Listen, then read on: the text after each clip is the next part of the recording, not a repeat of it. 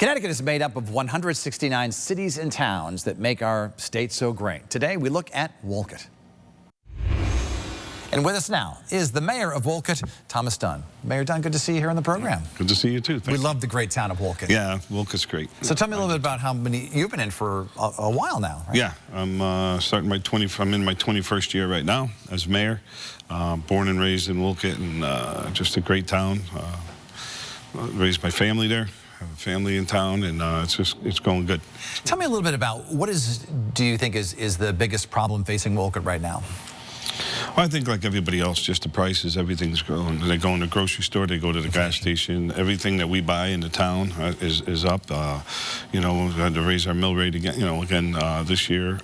But again, just to keep the quality of services and our education and all our infrastructure strong. So, but I think that's the toughest thing. We're not like everybody else is going through the same thing. Everything, it's difficult. And what's the best thing about Wolcott? Best thing about Wolcott is just all the people in Wolcott and the family. And right now, I guess people would say our Mill Pond Way, which is our 3.5-mile walk around. Okay. There's so much that we have in Wolcott to offer, and it's great. But we have a nice 3.5-mile walk around our reservoir, and it's a beautiful walk. Yeah, I've been to Woodtick Recreation Area. Yeah. That's also a great place, in town. Yep. As you look back at your 21 years, 22 years in office, what's been your biggest accomplishment, do you think? Biggest change that you've been responsible for?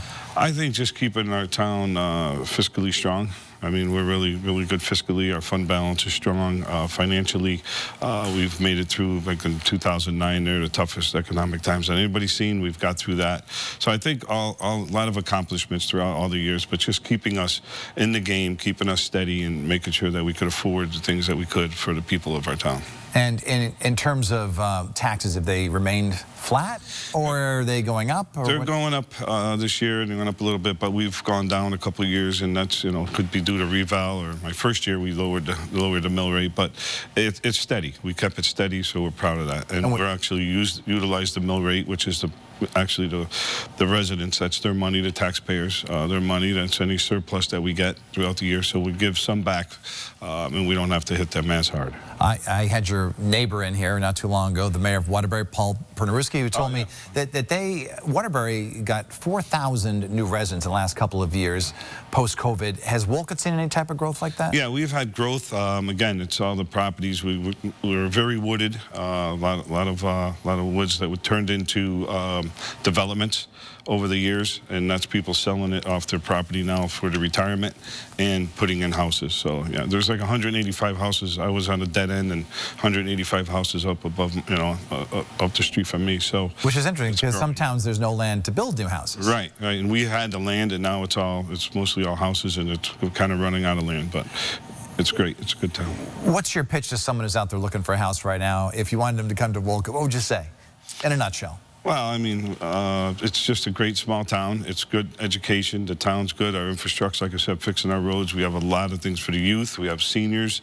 Our senior center's strong. Our youth, our sports, everything. And again, education is very key in our town. What's your biggest employer?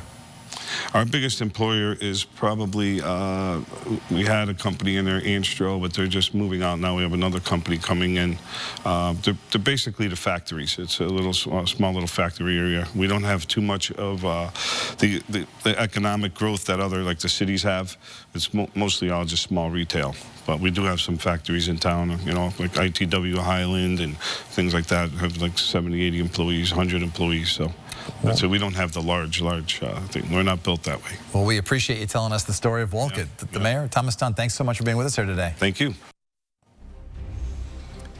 After the break, from big dreams on the court at Bristol Central High School and then UConn, how fan favorite Donovan Clingan is now headed to the NBA. And we invite you to connect with us here on This Week. You can find us on X, Instagram, and Facebook, and you can also email me at thisweek@WTNH.com. We'll be right back.